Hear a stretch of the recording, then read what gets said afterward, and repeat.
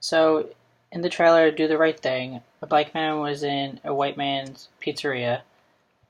He sits down to eat his pizza, notices the wall of fame, and notices that it's all white people. Mentions it to the store owner, and it seems like they're going to get into a little bit of an altercation, verbally or physically. Spike Lee's Brooklyn represents the stereotypical black versus white, and the stereotypical black man, quote unquote. In the beginning of the clip, there's a black woman, saying to a black male, you don't really see him, but it's to be assumed. Last time I trusted you, we ended up with a son, saying how all black women are single with no father figure for their children. With The Cosby Show, the premise of the show is a black family that is well off when it comes to money, and well-educated mother and well-educated father with both successful careers. They're middle class, living in New York.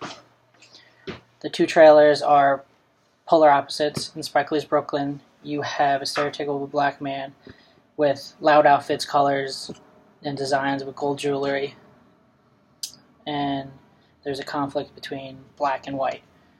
In the Cosby trailer, you see them with smiles on, having fun, living life to the fullest. In Sal's Pizzeria in the Wall of Fame, like I mentioned before, there was an altercation that was about to ensue with the store owner, Sal, and the black man that brought up his opinion, and Sal didn't agree with it and automatically became defensive and brought out his bat, and he told the other friend of the black man to take him out and to tell him to leave. The control belongs to the shop owner. In control of the town, it would be that the whites have control and power. Importantly, because it shows how whites see themselves as being better than all the blacks. When he says stay black, he means he doesn't want his friend to agree with the world around him and to question everything that the white man does, and not just to kneel before him and be like, okay, yes, you're right, I'm worthless, I can't do anything, you need to tell me what to do and guide me, when that's not the case. In Cosby's Vanessa's Rich clip, I don't think race plays a factor whatsoever.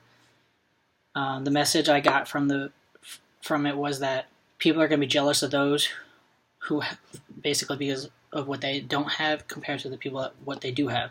Race truly doesn't have anything to do with it. It's really class over race in my opinion, with this. When people say that the Huxtables are a white family with black faces, are plain ignorant. They imply that the black family cannot be happy and successful at the same time in that time frame, which is very archaic thinking. The show did not abandon its race. The show merely opened up the possibilities for people to be like, okay, I can do better, and to plant the seed of success, to not be okay with the world around them, to do better for themselves. I can see the characters from Do the Right Thing fall into the jealousy and poor me thought process, where they just want things to happen to them and not work hard for it, like the scene with the Asian store owner and the black man just wanted free drinks. The Cosby seem like they would want to help out and befriend the other characters of Do the